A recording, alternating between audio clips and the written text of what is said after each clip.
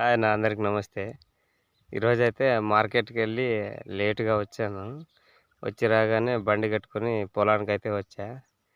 దరిద్రం ఎట్టుందంటే పత్తి అంతా ఏరినాక బండికి వేసుకొని ఇంటికి వెళ్ళాలి సాయంత్రం. దీనమ్మ పంచర్ అయిపోయింది బండి. ఏం చేయాలో ఏమో ఇప్పుడు. ఇట్లా ఉంటుంది రైతుల పరిస్థితి. మరి చూడండి మీరే.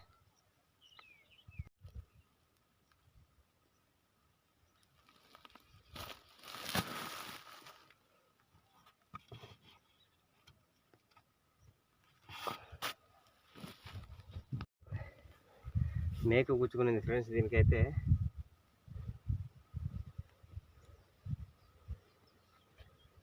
అందుకే బండి పంచర్ అయిపోయింది. ఇంత పెద్ద మేక కూర్చున్న తర్వాత ఇక ఏ బండి పంచర్ కాకుండా ఉంటుంది?